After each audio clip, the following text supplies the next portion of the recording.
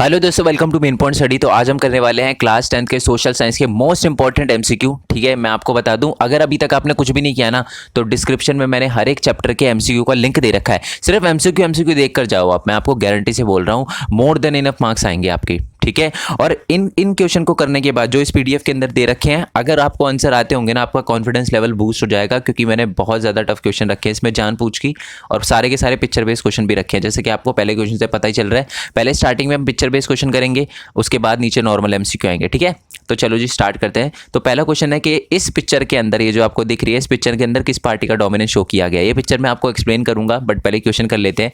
तो इस पिक्चर के अंदर जो डोमिनेंस शो किया गया ना, वो आईएनसी का किया गया है। ठीक है, मैं चाहता तो मैं पूरा एक्सपेंड करके लिख सकता था, बट वो ईजी हो जाता फिर आपके लिए। फुल फॉर्म है इंडियन नेशनल कांग्रेस। ठीक है, बेसिकली 1990 से पहले के टाइम को का कांग्रेस का डोमिनेंस दिखाता है कि कांग्रेस के पास कितनी पावर थी। वो हर स्टेट को, क्योंकि सेंटर के अंदर ज़्यादातर स्टेट के अंदर भी कांग्रेस की गवर्नमेंट थी, तो वो हर स्टेट को अपनी मर्जी से पावर बांटता था। नेक्स्ट क्वेश्चन दे रखा है कि इस पिक्चर में जो लेडी दिख रही है, इसका नाम क्या है। तो आपको पता है वैसे कि इनका जो नाम है वो है इंदिरा गांधी। इसका आंसर है बी। नेक्स्ट है कि इस पिक्चर के अंदर क्या शो किया गया है। Two party dominance, power, poor people, हमारे वन पार्टी डोमिनेंस, या ऑल ऑफ दी अबव। तो इसका आंसर मैं बता दूं, इसका आंसर है जी वन पार्टी डोमिनेंस। बेसिकली एक पार्टी का डोमिनेंस इस पिक्चर के अंदर शो हो रहा है। कौन सी पार्टी का? कांग्रेस पार्टी का। ठीक है, नेक्स्ट क्वेश्चन आते हैं कि ये जो आपको दिख रही है बिल्डिंग, इस बिल्डिंग का नाम क्या है, ये है क्या। ठीक है, क्वेश्चन आ सकता है, इसलिए मैंने इंक्लूड किया है। ठीक है, थोड़ा सा टफ लग रहा होगा आपको, अलग लग रहा होगा, है ना। चलो, तो ए लिखा हुआ है सेंट चर्च हो गया, यूरोपियन पार्लियामेंट हो गया, इंडियन पार्लियामेंट हो गया, बेल्जियम्स पार्लियामेंट हो गया। तो मैं आपको बता दूं, ये यूरोपियन यूनियन का हेडक्वार्टर है, आपको पता ही है, जो कि ब्रुसेल्स के अंदर है। तो इसका आंसर होगा यूरोपियन पार्लियामेंट। ठीक है, क्वेश्चन नंबर 5 की बात करते हैं कि ये बिल्डिंग जो है वो कहाँ लोकेटेड है। ये बिल्डिंग जो है हमारी बेल्जियम के अंदर, ब्रुसेल्स है, बेल्जियम की कैपिटल का नाम ब्रुसेल्स है, वहीं पर ये बिल्डिंग जो है वो सिचुएटेड है। ठीक है, नेक्स्ट क्वेश्चन की बात करते हैं कि ये जो पेंटिंग आपको दिख रही है, ये पेंटिंग किसने बनाई थी। ए, बी, सी, डी। तो बहुत ईजी क्वेश्चन है कि ये जो पिक्चर थी, बी, फ्रेडरिक सॉर्यू ने बनाई थी। ठीक है, नेक्स्ट क्वेश्चन की बात करते हैं कि ये जो पिक्चर है, ठीक है, इस पिक्चर में एक स्टैचू दिख रहा है, तो वो स्टैचू जो है वो क्या है। जर्मेनिया है, फ्रांसीसी का स्टैचू है, हमारी स्टैचू ऑफ लिबर्टी है ये, या स्टैचू ऑफ यूनिटी है। तो आपको पता है ना, ये स्टैचू ऑफ लिबर्टी है। लोग आज़ादी की तरफ, स्टैचू ऑफ लिबर्टी की तरफ, आज़ादी की तरफ जा रहे हैं, ये दिखाना चाहता था फ्रेडरिक सॉर्यू। ठीक है, नेक्स्ट क्वेश्चन की बात करते हैं। ये बहुत इंपॉर्टेंट क्वेश्चन है। कल जो हम लाइव आए थे ना, उसमें मैंने इस क्वेश्चन का आंसर आपको थोड़ा सा गलत बता दिया था। ठीक है, टू बी वेरी ऑनेस्ट, अपनी गलती माननी चाहिए। तो मैं आपको बता दूं कि मैंने जब एनसीईआरटी दोबारा से देखी, वैसे इसका आंसर जो मैंने बताया था ए बी था। ठीक है, बट ज़्यादा अप्रोप्रिएट आंसर इसका बी था। मैं आपको बताता हूँ क्वेश्चन क्या था। क्वेश्चन ये था कि अर्नेस्ट रेनन के अकॉर्डिंग नेशन क्या होता है। तो अर्नेस्ट रेनन के अकॉर्डिंग नेशन वो होता है जो अपने लोगों को लिबर्टी दे, जो अपने लोगों को आज़ादी दे। ठीक है, उसी को हम नेशन वगैरहो कहते हैं। ओके, चलो नेक्स्ट पिक्चर की बात करते हैं। तो नेक्स्ट पिक्चर है कि इसमें जो पोस्टमैन है, ठीक है, इस पोस्टमैन का नाम क्या है। ये जो शो हो रहा है इस पिक्चर के अंदर, पोस्टमैन है। बेसिकली ये बैटल ऑफ लाइप्जिग, ठीक है, जो 1813 में हुई थी, उसको दिखाया गया है। नेपोलियन की लड़ाई हुई थी, जिसमें नेपोलियन जो था अपनी बहुत सारी ज़मीन खोकर बैठा था, और यही लिखा हुआ है इन पेजों पे, ज़मीन के नाम लिखे हुए हैं। तो इसका आंसर है जी नेपोलियन है वो। नेक्स्ट क्वेश्चन की बात करते हैं कि which of the following attributes then for the willingness to make peace. यानी जो विलिंगनेस टू मेक पीस है, वो इसके अंदर मतलब किस चीज़ को शो करता है, विलिंगनेस टू मेक पीस। तो वो जो विलिंगनेस टू मेक पीस है, ये जर्मेनिया के पिक्चर को रिप्रेजेंट करके बोला गया है। आप देखोगे कि ना, जर्मेनिया के हाथ में एक तलवार होती है, जो उस तलवार के आसपास है ना, ओक लीव्स, ऑलिव्स ब्रांचेस होती है तलवार के आसपास। तो वो विलिंगनेस टू मेक पीस, यानी वो दिखाती है कि हम लड़ने के लिए तो रेडी है, स्वॉर्ड दिखाता है लड़ने के लिए रेडी है, बट शांति के लिए भी हम हमेशा रेडी रहते हैं। चलो, ये जो पिक्चर है, ये किस चीज़ को रिप्रेजेंट करती है। ये बेसिकली है ना, जो टर्क वगैरह थे, जब उन्होंने हमारे अटैक कर दिया था, या बहुत ज़्यादा बुरा कर रहे थे ग्रीक लोगों के साथ, तो इस पिक्चर को शो करता है। तो इस पिक्चर का पूरा नाम क्या था, मैसेकर एट, ठीक है, ए, बी, सी, डी। तो इसका आंसर क्या है। तो इसका आंसर है जी मैसेकर ऑफ कियोस। ठीक है, तो इसका आंसर है बी। ठीक है, चलो नेक्स्ट क्वेश्चन की बात करते हैं। What was the name of the painter. ये जो पेंटर था वो कौन था। तो इसका आंसर है जी बी। ठीक है, डेलाक्रोइक्स। तो इसका आंसर है बी। तो डेलाक्रॉइक्स है जिन्होंने क्या किया था, इस पिक्चर को पेंट किया था, एक तरह से सिंपैथी दिखा रहे थे वो ग्रीक लोगों के साथ, ठीक है। नेक्स्ट क्वेश्चन की बात करते हैं कि जो पार्लियामेंट, ये जो आपको दिख रहा है ये क्या है, पार्लियामेंट है, कहाँ का पार्लियामेंट है, रिचटैग पार्लियामेंट है, ये लीप है, ये हमारा फ्रैंकफर्ट है या ऑल ऑफ द अबव। तो मैं आपको बता दूँ ये हमारा फ्रैंकफर्ट पार्लियामेंट है। इसमें अजीब सी बात ये आपको दिख रही होगी, ऊपर की तरफ है ना सिर्फ वुमेन ही वुमेन है लेफ्ट साइड में, ठीक है। ओके, नेक्स्ट क्वेश्चन की बात करते हैं कि इस पिक्चर के अंदर, ये जो पिक्चर आपको दिख रही है कि इसके अंदर ये जो किंग है ये कौन है। तो इस पिक्चर के अंदर जो किंग है मैं आपको बता दूं वो है हमारे विक्टर इमैनुअल सेकंड। उनको ये जो जूता पहना रहे हैं ना, ये पता है कौन है, गरीबाल्दी है। इसको लेकर है ना, गरीबाल्दी को लेकर बहुत ज़्यादा, गरीबाल्दी याद है ना आपको, जिन्होंने बर्बन किंग और स्पेन को हराने में हेल्प करी थी, मेन रोल था उनका। तो मैं आपको बता दूं इसको बोला जाता है कि बहुत चापलूसी करता है या बहुत एक तरह से गुलाम बन चुका है हमारे विक्टर इमैनुअल सेकंड का। नेक्स्ट क्वेश्चन है, बहुत इंपॉर्टेंट पिक्चर है। अब इस पिक्चर के अंदर ये क्या दिखा रखा है, 1 party dominance, 2 party dominance, collision government या ऑल ऑफ द अबव। इसमें आप देखोगे अलग अलग पार्टी लिखा भी है कोलिजन गवर्नमेंट, तो एक कोलिजन गवर्नमेंट को शो करता है, अलग अलग पार्टी के सिंबल दे रखे हैं और उन पे एक पर्सन बैठे हुए हैं, ठीक है। क्वेश्चन ये है कि इस सीट पे, मेन वाली सीट पे जो आपको दिख रहे हैं ये कौन है। तो ये वैसे तो आपको अगर थोड़ा पॉलिटिक्स पे पढ़ते हो उसके बारे में देखा है तो ये अटल बिहारी वाजपेयी है।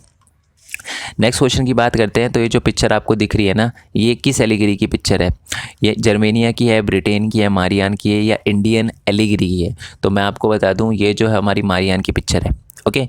नेक्स्ट क्वेश्चन की बात करते हैं कि ये जो पिक्चर आपको दिख रही है ये किस एलिगरी की पिक्चर है, ठीक है।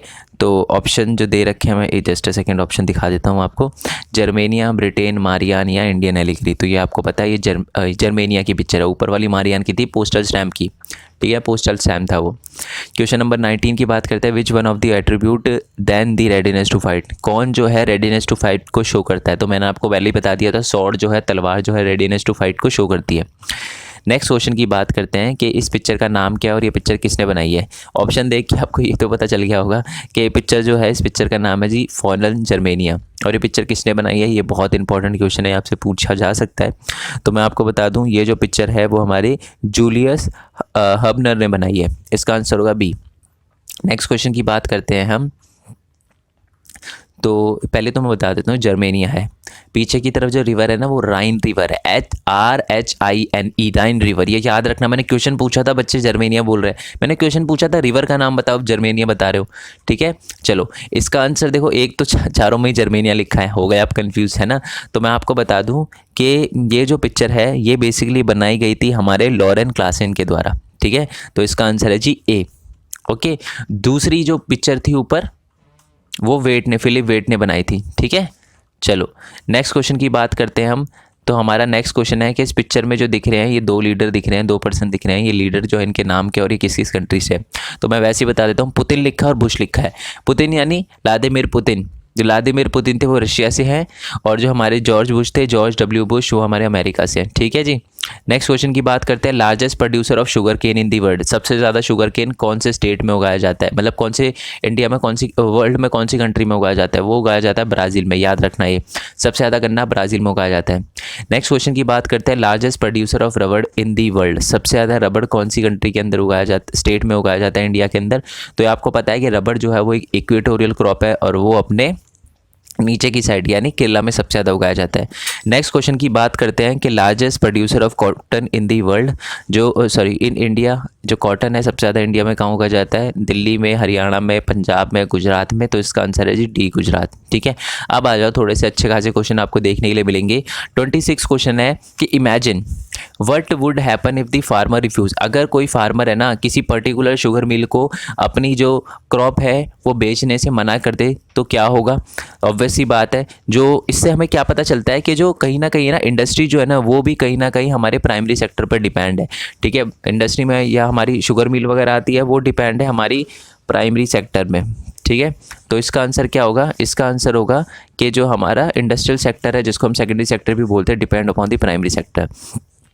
नेक्स्ट क्वेश्चन की बात करते हैं, क्वेश्चन नंबर 27। इसमें लिखा हुआ है कि एक मान लो बहुत सारे जो कॉटन कल्टीवेशन होता है ना, इफ़ कंपनीज, अच्छा अगर कोई पर्टिकुलर कंपनीज ये बोलना स्टार्ट कर दे कि हम इंडियन फार्मर से सारी की सारी चीज़ें नहीं लेंगे, हम बाहर से एक्सपोर्ट करेंगे या जो भी है, तो इससे क्या होगा, इंडियन फार्मर का नुकसान होगा। तो इससे हमें क्या पता चलता है, कहीं ना कहीं हमारे जो फार्मर है, ठीक है, हमारे प्राइमरी सेक्टर के जो फार्मर है वो भी डिपेंड है सेकेंडरी सेक्टर पे, तो इसका आंसर क्या होगा, डी होगा। नेक्स्ट क्वेश्चन की बात करते हैं। नेक्स्ट क्वेश्चन लिखा हुआ है कि farmer by many goods such as, मतलब पंप सेट हो गया, ट्रैक्टर हो गया, इलेक्ट्रिसिटी, वो पेस्टिसाइड, ये सारी चीज़ें खरीदते हैं। अगर इनका प्राइजेज ऊपर जाए तो फार्मर जो है उसका प्रॉफिट घट जाएगा, ऑब्वियस सी बात है। उसकी जो 2 रुपये की क्रॉप है 4 रुपये की हो जाएगी, तो लोग उसको कम प्रॉफिट होगा ना, फिर वो बेचेंगे तो कम प्रॉफिट होगा। तो इससे हमें क्या पता चलता है, कहीं ना कहीं प्राइमरी सेक्टर जो है वो टर्जरी सेक्टर पे भी डिपेंड है। ठीक है, just a second, oh sorry, tertiary नहीं, सेकेंडरी। ये ट्रैक्टर वगैरह, पंप सेट, इलेक्ट्रिसिटी कहाँ बनती है, अपने सेकेंडरी सेक्टर में ही तो बनती है ना, तो कहीं ना कहीं प्राइमरी सेक्टर सेकेंडरी सेक्टर पे डिपेंड है। ओके, नेक्स्ट क्वेश्चन की बात करते हैं। People working in industrial and the service sector need food. ठीक है, और अगर ट्रांसपोर्टर मना कर दे, ठीक है, एक जगह से दूसरी जगह फूड वगैरह, वेजिटेबल वगैरह लाने से, तो इससे क्या होगा, फार्मर को नुकसान होगा, क्योंकि इसकी सेल नहीं होगी उसका प्रोडक्ट, है ना। ये किस चीज़ को शो करता है, ठीक है, तो इस चीज़, ये तो आपको पता ही है। इससे हमें पता चलता है कि कहीं ना कहीं जो हमारे प्राइमरी सेक्टर है वो टर्जरी सेक्टर पे भी डिपेंड है। ठीक है, कहाँ लिखा हुआ है, प्राइमरी सेक्टर जो है वो टर्जरी सेक्टर पे डिपेंड है, ये लिखा हुआ है मैंने, यही है ना। People in the industrial sector imagine what would happen if the transport and the lorry refuse to take transport and lorry from the rural area. ठीक है, इसमें है कि तो क्या होगा कि फार्मर जो हैं वो अपनी क्रॉप वगैरह जो है वो सेल नहीं कर पाएंगे। ठीक है, तो इसमें ना सेकेंडरी प्राइमरी नहीं आएगा, मैं आपको बताता हूँ, ये जो है ना यहाँ पर आएगा। ठीक है जी, समझ आ गया कि कहीं ना कहीं प्राइमरी सेक्टर जो है वो टर्शरी सेक्टर पे भी डिपेंड है ना। अगर वो ले लाएंगे नहीं तो फार्मर का नुकसान होगा। ठीक है, food will become scarce in the urban area, farmer will unable to sell their product, तो कहीं ना कहीं प्राइमरी सेक्टर पे डिपेंड है। नेक्स्ट क्वेश्चन की बात करते हैं, people working in industrial sector. ठीक है, सेम क्वेश्चन लिखा हुआ है। ठीक है, तो बेसिकली इसका मतलब आप समझ ही सकते हो। ठीक है, कि जो हमारा प्राइमरी सेक्टर क्या है ना वो डिपेंड होता है टर्जरी सेक्टर पे। सेम क्वेश्चन हो गया बट कोई बात नहीं। नेक्स्ट क्वेश्चन है आपका, what is the name of the planning commission. New name क्या है प्लानिंग कमीशन का, तो वो है नीति आयोग। नीति आयोग की फुल फॉर्म आप नीचे कमेंट बॉक्स में बताना, क्योंकि बहुत इंपॉर्टेंट क्वेश्चन है, आपसे पूछा जा सकता है। नेक्स्ट क्वेश्चन की बात करते हैं, कांता है, एक लेडी है। ठीक है, 9:30 से 5:30 का उनका ऑफिस है, रेगुलर सैलरी मिलती है, पेड लीव मिलती है, सारी फैसिलिटी उनको मिलती है। जब वो जॉब लेने गई थी तो उनको अपॉइंटमेंट लेटर वगैरह भी मिला था। तो वो जो है किस सेक्टर में काम करती है, अनऑर्गेनाइज, ऑर्गेनाइज, अंडर एम्प्लॉयमेंट या नन ऑफ द अबव, तो वो एक ऑर्गेनाइज सेक्टर में काम करती है हमारी कांता। ठीक है, नेक्स्ट क्वेश्चन की बात करते हैं कि उन्हीं का एक पड़ोसी है, कमल नाम है उसका, वो ग्रोसरी शॉप में काम करता है।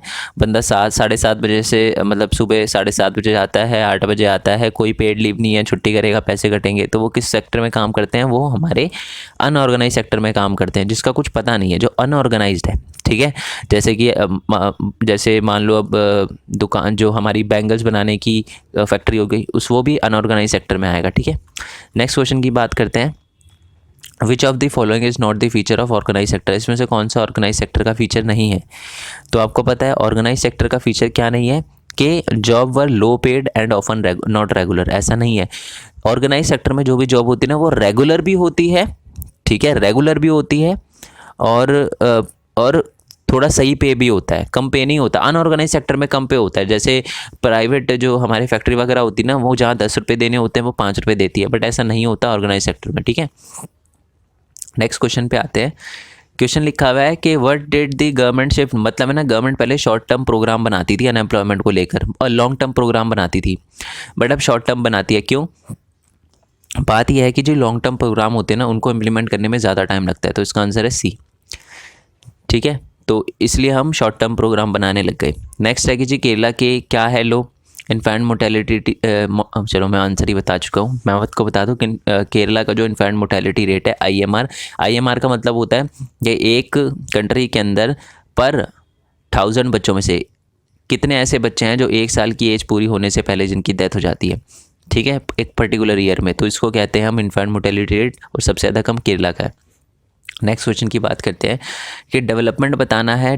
Meaning of development is different for different people, alien people, same people या नन ऑफ दी अबव। तो इसका आंसर क्या है, different people have different development goal, या different development is different for different people, अलग अलग लोगों की अलग अलग डेवलपमेंट है। मेरे लिए डेवलपमेंट है कि आपके अच्छे मार्क्स आए, आपके लिए डेवलपमेंट है कि मान लो कि अगर अच्छे मार्क्स आ गए तो हमें घर से ये सारी चीज़ें मिलेगी, तो ये डेवलपमेंट होता है, ठीक है। नेक्स्ट क्वेश्चन है कि dash is the national language of India, India की नेशनल लैंग्वेज कौन सी है, Hindi, English, Tamil, none of the above. तो इंडिया की कोई नेशनल लैंग्वेज है ही नहीं, याद रखना ये। नेक्स्ट क्वेश्चन है कि according to the constitution the use of the English, मैं आपको बता दूं एक टाइम पर इंडियन कॉन्स्टिट्यूशन के अंदर जो हमारी इंग्लिश लैंग्वेज है उसको रोक दिया गया था, मतलब उसको यूज़ करने से बोल दिया गया था कि पार्लियामेंट में इंग्लिश का यूज़ नहीं होगा। कौन से साल की बात है, 1965 सी की बात है। नेक्स्ट क्वेश्चन की बात करते हैं कि which of the following is not the schedule language of India. बहुत इंपॉर्टेंट क्वेश्चन है कि इंडिया की शेड्यूल लैंग्वेज कौन सी नहीं है, असम, बोडा, इंग्लिश, हिंदी। तो इसका आंसर मैं आपको बता दूं इंग्लिश है, शायद आपको यकीन ना हो बट इंग्लिश जो हमारी शेड्यूल लैंग्वेज नहीं है, ठीक है। चलो नेक्स्ट क्वेश्चन की बात करते हैं, 41 की बात करते हैं, यूनियन लिस्ट में कौन से टॉपिक आते हैं। तो मैं आपको बता दूं इसका आंसर है D, defence, foreign affair, banking. ये तीनों के तीनों जो चीज़ें हैं ये हमारी यूनियन लिस्ट में आते हैं, यानी इन पे लॉ बनाने का काम सिर्फ सेंट्रल गवर्नमेंट का होता है। नेक्स्ट क्वेश्चन है कि area sown more than once in a agriculture year plus the net sown area is known as, मतलब वो एरिया जहाँ पर मतलब जो एक साल में एक बार खेती तो होती है और साथ में नेट सोन एरिया 2-3 बार खेती होती है, अगर उन दोनों को मिला दे तो क्या बनेगा, तो इसका आंसर है जी gross cropped area, D. Next question की बात करते हैं कि इंडिया के अंदर टोटल जो डिग्रेडेड लैंड है वो कितना है। तो मैं आपको बता दूं पूरा का पूरा 130 मिलियन हेक्टेयर का लैंड है। याद रखना है, एग्जाम में क्वेश्चन आपको देखने के लिए मिल सकता है क्योंकि मैंने बहुत बार क्वेश्चन रिपीट देखा है हर जगह, ठीक है। मैंने आपको पता ना मैंने गिव अवे भी किया था सैम्पल पेपर का, तो तीनों सैम्पल पेपर में ऐसे ऐसे क्वेश्चन जो मिले हैं मेरे को कॉमन लगे, इंपॉर्टेंट लगे, वो ये है। In which of the following state mining has caused several land degradation, Gujarat, Jharkhand, Karnataka, Kerala या उत्तरांचल। तो मैं आपको बता दूं लैंड डिग्रेडेशन है ना सबसे ज़्यादा माइनिंग की वजह से वो अपना झारखंड में हो रहा है। नेक्स्ट क्वेश्चन है कि the main cause of land degradation in Punjab, Haryana, western UP, क्योंकि यहाँ पर पानी बहुत है ना, तो ओवर इरीगेशन के कारण खेतों में ज़्यादा पानी डाल दिया जाता है, जिसकी वजह से लैंड जो है वो एक आप कह सकते हो उसमें सॉइल टेक्सचर बढ़ जाता है ना, तो ये दिक्कत होती है। तो इसका आंसर है जी ओवर इरीगेशन। नेक्स्ट क्वेश्चन की बात करते हैं कि which is the most common soil of northern India, सबसे ज़्यादा पाई जाने वाली नदर्न इंडिया में कौन सी सॉइल है, black soil, laterite soil, alluvial soil, red soil. इसका आंसर है जी सी, ठीक है। एलुवियल सॉइल सबसे ज़्यादा वाइड स्प्रेड है पूरे इंडिया में और नदर्न प्लेन में पूरी फैली हुई है। नेक्स्ट क्वेश्चन की बात करते हैं कि जो हमारी रेड सॉइल है उस पर सबसे ज़्यादा कहाँ पाई जाती है वो, तो रेड सॉइल है वो हमारे ईस्टर्न और सदर्न पार्ट ऑफ डेक्कन प्लेटो में पाई जाती है, ठीक है। जो ब्लैक डेक्कन ट्राइब वाला एरिया ना उसके नीचे और उसके ईस्ट में पाई जाती है, याद रखना।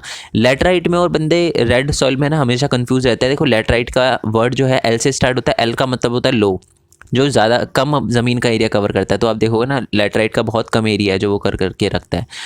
हमारा नेक्स्ट क्वेश्चन है कि रेड सॉइल जो होती है वो रेडिश इन कलर होती है, क्यों? क्योंकि जब वो इग्निशियस मेटामॉर्फिक रॉक डिफ्यूज जाती है ना आयरन के साथ, तो उसका रेड कलर होता है। जब वो डिहाइड्रेट हो जाती है तो फिर येलो हो जाता है, बट रेड पूछा है तो इसका आंसर होगा सी। नेक्स्ट क्वेश्चन की बात करते हैं कि which of the following is not important for soil formation. Soil formation के लिए इसमें से क्या चीज़ इंपॉर्टेंट नहीं है, तो इसका आंसर है ड्यूरेशन ऑफ डे, दिन का के कितना दिन लगेंगे वो नहीं है, बट हाँ रिलीफ फीचर इंपॉर्टेंट है। वहाँ पे पेरेंट रॉक कैसी है उसके हिसाब से मिट्टी वगैरह बनती है, उसका फॉर्मेशन होता है, टाइम कितना लगता है ना, तो climate. But duration of day सुबह है रात है उससे कोई मैटर नहीं करता, तो इसका आंसर होगा डी। नेक्स्ट क्वेश्चन है कि ब्लैक सॉइल जो है उसको हम और किस नाम से जानते हैं, तो इसका आंसर है जी सी, रिगुड सॉइल के नाम से भी जाना जाता है। नेक्स्ट क्वेश्चन है कि ब्लैक सॉइल और कॉमन, क्या जो ब्लैक सॉइल है वो कहाँ कॉमन है, तो आपको पता है कि ब्लैक सॉइल जो हमारे डेक्कन ट्रैप का जो एरिया है ना, ठीक है, वहाँ पर बहुत ज़्यादा कॉमन है। नेक्स्ट क्वेश्चन की बात करते हैं, लेटराइट सॉइल जो है वो बहुत ज़्यादा यूज़फुल है किस चीज़ को उगाने के लिए, मैं आपको बता दूँ लेटराइट सॉइल जो है वो बहुत ज़्यादा यूज़फुल है आपकी टी को, कॉफ़ी को और जो हमारे काजू वगैरह होते हैं ना उसको उगाने के लिए बहुत ज़्यादा यूज़फुल है। नेक्स्ट क्वेश्चन और कह सकते हो हमारा लास्ट क्वेश्चन है कि slash and burn is also known as slash and burn agriculture को। पहले तो मैं आपको बता दूं कि जो स्लैश एंड बर्न होता है, झूमिंग होता है, उसको अलग अलग स्टेट में अलग अलग नाम से जाना जाता है। तो सारे के सारे स्टेट आपको नाम याद होने चाहिए, ठीक है। पैमलू, दीपा, झूमिंग और नन ऑफ दी अबव किस किस स्टेट में किस किस नाम से जाना जाता है। तो मैं आपको बता दूं मणिपुर में तो झूमिंग के नाम से जाना जाता है, ये आप याद रखना, ठीक है। आई होप सारे के सारे क्वेश्चन आपको समझ आए हो, ठीक है। और अच्छे जितने भी आपने सही किया ना, एक बार नीचे कमेंट बॉक्स में मेरे को बताना कि आपने कितने सही किए। बहुत खुशी होगी ये देखकर अगर मैक्सिमम बच्चों के मार्क्स जो हैं वो 45 से ज़्यादा आते हैं तो, ठीक है। बाकी मैं इसकी PDF टेलीग्राम चैनल पर डाल दूंगा, डोंट वरी, ठीक है। आप अगर पूरे कर लोगे तो मैं टेलीग्राम चैनल पर डाल दूंगा। बट मेन मोटिव वीडियो बनाने का सिर्फ क्वेश्चन दिखाना नहीं था, ये तो मैं डायरेक्ट क्वेश्चन डाल सकता था, बट ताकि क्वेश्चन आपको समझ भी आए, ठीक है। And all the very best है जी, बहुत बहुत बहुत बहुत आपको ऑल द वेरी बेस्ट है आपके एग्ज़ाम के लिए। 7 बजे आप एक बार मिलना चाहो तो हम लाइव करेंगे, डोंट वरी। मैं कुछ डराऊंगा नहीं, क्वेश्चन वगैरह नहीं पूछूंगा, कुछ बताऊंगा नहीं, नहीं तो है ना, डर लगता है थोड़ा सा, कोई दिक्कत नहीं। मैं आपको ऑल द बेस्ट कहने आऊँगा बस 7 बजे, ठीक है। तो आप चाहो तो लाइव रह सकते हो 7 बजे। बाकी मिलते हैं नेक्स्ट वीडियो में, नेक्स्ट हम कह सकते हैं कि हमारा जो नेक्स्ट एग्ज़ाम है उसकी वीडियो में। तब तक के लिए थैंक यू सो मच। जय हिंद, जय भारत, वंदे मातरम। Thanks for your support, bye bye.